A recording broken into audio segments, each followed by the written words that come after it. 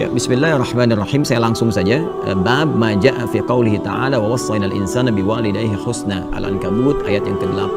Bab ini akan membahas tentang tingkatan adab yang pertama kali dipelajari oleh seorang muslim, yaitu di rumahnya berdasarkan isyarat firman Allah. Nah, di sini saya ingin tunjukkan ini yang Al-Ankabut ayat 8. Kalian teman-teman boleh tambahkan Quran surah 31, Luqman ayat ke-14. Kemudian satu lagi Quran surah 46 ayat 15 yang kemarin. Ya. Nanti itu berurutan ya. Quran surah ke-29 ayat 8. Kalau yang ini kaidah dasar. Nanti yang di Luqman Quran surah ke-31 ayat 14 itu nanti terkait dengan masa penyapian. Kemudian yang Quran surah ke-46 ayat ke-15 terkait sampai masa usia 40 tahun dan harus menyiapkan amalan spesifik untuk dibawa pulang yang jadi kebanggaan gitu, sampai dengan doa dan menyiapkan keturunan. Mari kita lihat turunannya ya. Bab ma jaa fi qouli ta'ala, a'udzubillahi minasyaitonir rajim, wa wassaynal insana biwalidayhi husna. Dan kami berikan wasiat kepada semua manusia. Kita kembalikan dulu ke Quran surah ke-29 ayat 8. Supaya saya bisa jelaskan dulu bagaimana kedalaman diksi Al-Qur'an di sini. Ya. Wa wassayna, dan kami wasiatkan. Apa itu wasiat? Wasiat itu pesan singkat yang sangat kuat. Ya, pesan singkat yang sangat kuat. Singkat, padat, tapi pesannya kuat sekali. Teman-teman, saya mau berwasiat. Ustaz ini mau meninggal. Bukan. Ya, wasiat itu maksudnya pesannya kuat sekali. Ya, tolong jaga ini dan amalkan ini. Kenapa pesan orang meninggal disebut dengan wasiat? Karena biasanya kalau orang sudah mau meninggal, pesannya cepat ditangkap. Seorang ibu mengatakan dalam sehatnya, nak, sholat nanti mah kan baru adzan, ntar aja pas mau qomat. Begitu sudah nafasnya tersendat-sendat di ujung beliau usianya, kemudian mengatakan, nah sholat iya mah, ya insya Allah siap. Lebih kuat rasanya, karena itu pesan orang yang kiranya merasakan di ujung usianya itu disebut dengan wasiat, karena cepat sampai ke dalam jiwa pendengarnya. Nah, Allah di sini menggunakan kata wasiat. Wawasaina, aku mewasiatkan. Ini artinya kalau Allah sampaikan dengan kata wasiat lebih penting lagi. Ya. Nah, kalau ada redaksi seperti ini, ingat ya, ini persamaannya begini. Kalau di Quran, di hadis ada sebuah kata yang menekankan. Ini artinya, satu, informasinya sangat penting. Yang kedua, pahalanya banyak. Ya. Gini, saya kasih rumus dulu ya dalam tafsir nih ya. Kalau ada satu kata bersifat menekankan taukid, nah kan, yang langsung perintah sifatnya dari Allah, maka ini ingin menunjukkan kesan bahwa informasi yang disampaikan ya lewat kata ini sangat penting.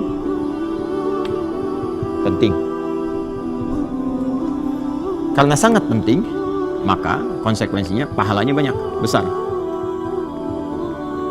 Nah. Karena pahalanya banyak, maka pengaruhnya adalah satu, bisa mempercepat terkabulnya doa. Nah. Kedua, bisa mempercepat terampuninya dosa, gugurnya dosa-dosa. Terampuni dosa. Lihat bagannya tuh. Sini. Yang menggunakan kata penguat tuh banyak. Ya, yang menekankan itu. Ada yang pakai inna misalnya. Inna tuh, ya. Kalau innanya begini, itu baru hurufnya. Kalau sudah pakai tambah nahnu tuh bisa disingkat jadi na panjang begini. Ya, inna pendek begini ditambah dengan na, gini disatukan menjadi gini. Inna gitu. Na-nya ini berfungsi menunjukkan keagungan Allah, ya, sekaligus pentingnya informasi yang disampaikan. Saking pentingnya Allah menyampaikan dengan keagungannya. Kalau ada yang begini, pakai inna begini, ini berlaku hukum ini. Nah, sekarang kalimatnya langsung menggunakan kata, diksinya bukan huruf lagi. Wa wassayna. Wasi pakai na lagi di ujungnya. Ya, wa wassayna. Wassa aja ini udah mewasiatkan. Wassa yuwassi, kan? Atau ausa yusi, wassa yuwassi. Ada ausa yusi, ada wassa yuwassi, ya. Pakai na lagi nih untuk menunjukkan keagungan. Wassa saja udah menunjukkan makna yang sangat penting. Kalimat yang singkat, padat, tapi sangat penting. Seakan ingin mengatakan begini. Nah, saya terjemahkan dari nak dulu. Demi keagunganku, kata Allah, ya, aku berikan info yang sangat penting kepada kalian. Aku tekankan ini, ya. Fokus baik-baik gitu. Nah, itu seperti itu kurang lebih ya gambarannya. Kemudian al-insana, manusia. Di terjemahan disebutkan manusia. Manusia itu disebut dengan 5 nama sebenarnya di Al-Quran. ada bashar 35 kali disebutkan di Quran. Ada ins, ya dipasangkan dengan jin, ya ma'syaral jinni wal ins, 18 kali disebutkan di Quran. Ada nas, ya 241 kali disebutkan dalam Al-Quran. Qul a'udzu birabbin nas. Ada bani Adam, ya bani Adam khudzu zinatakum inda kulli masjid, 7 kali disebutkan dalam Al-Quran. Ada insan, 65 kali disebutkan dalam Al-Quran. Dahsyatnya Al-Quran, kalau kita lihat di terjemahan, semua terjemahannya sama manusia, tapi lafaznya berbeda. Dan ini menunjuk pada penekanan yang tidak sama. Insan terkait dengan totalitas aktivitasnya, dari bangun tidur sampai dengan tidur lagi.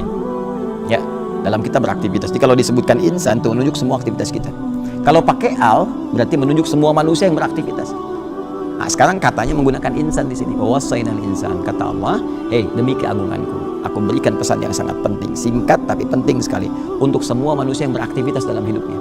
Di antara sekian aktivitas itu ada yang paling penting untuk kalian fokuskan. Ya, kita dari bangun tidur sampai tidur beraktivitas kan, banyak kan? Dari sekian aktivitas itu, nih ada yang paling penting, yang kalau kita kerjakan ini akan berdampak pada aktivitas yang lainnya. Apa itu? Biwalidayhi husna, berbakti kepada kedua orang tua.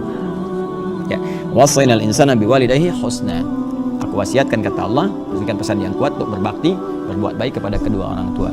Husna itu masdar, sifat dari kata hasuna yahsunu husnan wa hasanan. Jadi turunannya jadi hasanah yuhasin untuk perbaikan dan ihsan untuk puncaknya. Dasarnya husna. Husna itu punya 3 arti. Satu, baik. Yang kedua, diniatkan sebagai ibadah. Yang ketiga, yang mengandung sisi pahala. Ya, makanya nanti penulisan pahalanya disebut hasanah namanya. Ya, Quran surah 6 ayat 160, man ja'a bil hasanati falahu asyru amsalihha. Terus kita berdoa, Rabbana atina fid dunya hasanah, ya.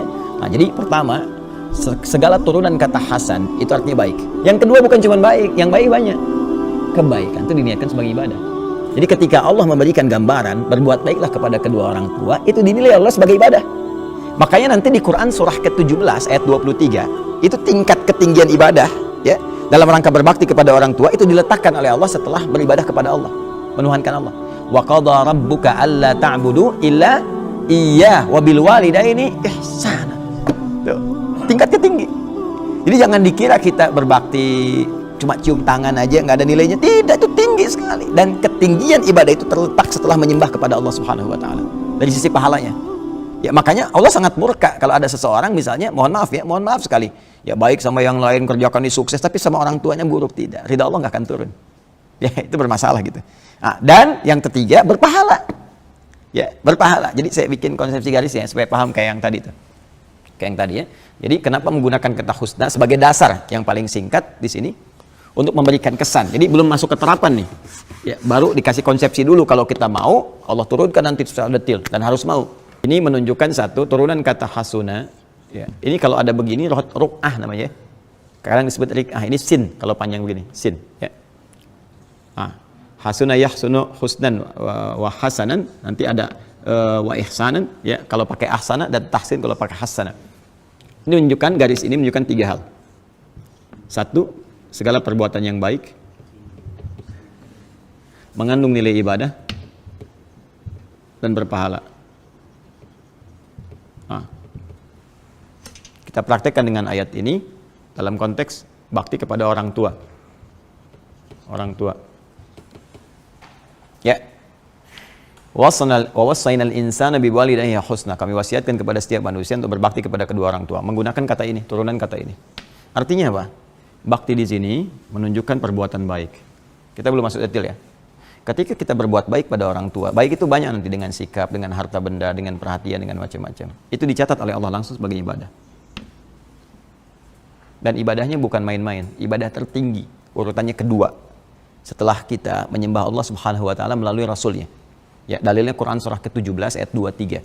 Wa qadha rabbuka alla ta'budu illa iyyah wa bil walidaini ihsana. Allah telah menetapkan satu ketentuan, ya, hanya menyembah Allah saja. Salat, kan?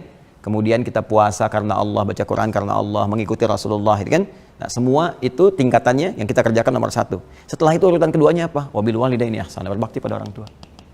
Tingkat tertinggi nomor 2.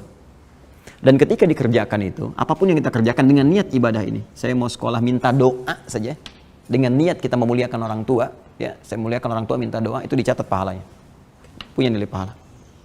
Berapa pahalanya? Paling sedikit 10 kebaikan. Dalilnya Quran, surah ke-6 ayat 160. Ini Quran, surah ke-17 ayat 23. Ya. Pahalanya disebut hasanah namanya. Perhatikan tuh. Ini perbuatannya, ibadahnya disebut dengan ihsan. Ya. Pahalanya disebut dengan hasanah. Ya. Manja abil hasanati, siapa yang melakukan satu kebaikan yang punya nilai pahala, falahu asyru amsalihha, kami balas dengan 10 kali lipat. Jadi kalau kita melakukan sekali aja, assalamualaikum ma, insyaallah mama sehat selalu ya, dicatat langsung 10 kebaikan. Wah, itu kalau nyari pahala itu banyak sebetulnya peluangnya. Dan ibu, bapak itu luar biasa. Assalamualaikum pak, semoga sehat-sehat, minta doa ya. Kita padahal yang minta doa, tapi kita diberi pahala. Apalagi misalnya kita support, kita berikan kasih sayang ya. Kemudian misalnya kalau orang tua masih hidup, nah datangi, silaturahim, walaupun cuma bawa buah-buahan, senangkan hatinya, ya kita mengelus dalam kebaikan, oh itu pahalanya banyak sekali. Ya, nanti kalau sudah nggak ada pun, masih ada lagi, masih ada tuntunannya. Ya, saya misalnya ayah sudah nggak ada gitu kan, masih ada caranya, bahkan hadisnya detail sekali. Nanti kita tunjukkan. Kalau ada peluang harta bisa pakai harta, kalau ada peluang ilmu bisa pakai ilmu, kalau ada tenaga pun bisa diarahkan, yang diharapkan pahalanya untuk orang tua yang telah meninggal. Bisa. Lihatkan, minimal doa. Minimal doa. Makanya kan kita punya doa kan, Rabbighfirli waliwalidayya warhamhuma kama rabbayani. Ya, kalau orang meninggal kita katakan apa? Almarhum kan? Warhamhuma. Ya, baik hidup ataupun telah meninggal. Makanya ketika meninggal kan Allahumma ighfir lahu warhamhu. Jelas ya? Nah, ini teman-teman sekalian. Nah, ini gambaran yang sangat indah dan dalilnya sangat luar biasa. Nah, nanti apa dampaknya kita berbuat baik pada orang tua itu dalam kehidupan kita sebagai implementasi dari adab tadi? Ya, jadi adabnya dipakai tuh. Ini jism, fisikal, akal, intelektual, ruh, spiritual. Pakai jism apa? Makanan, pakaian. Orang tua masih ada, kita mampu misalnya kan kirimkan. Nelpon, pulsa, kirimin. Jangan orang tua yang cari pulsa sendiri buat nelpon kita. Itu jism tuh, fisikal. Akal, intelektual, kita belajar sampai pintar. Ya, supaya dengan kepintaran itu ibu kita terangkat, ayah kita terangkat. Minimal orang tua tanya kita bisa jawab. Ya. Kemudian rohiyah apa? Spiritual. Ya, imami dalam sholat. Buktikan kita belajar dengan baik, jadi imam. Kemudian bawa mereka untuk umrah, untuk haji dan sebagainya, semampu kita dan sebagainya. Support kebutuhan spiritualnya. Itu adab, itu praktikalnya. Kadang orang hanya berhenti di kalimat adab, tapi ini tiganya dipakai. Turunan ini. Penting kita ngaji sampai ke detail ini supaya paham apa yang harus kita lakukan. Ya, dan ini ketika dilakukan punya nilai di sisi Allah. Tadi turunannya.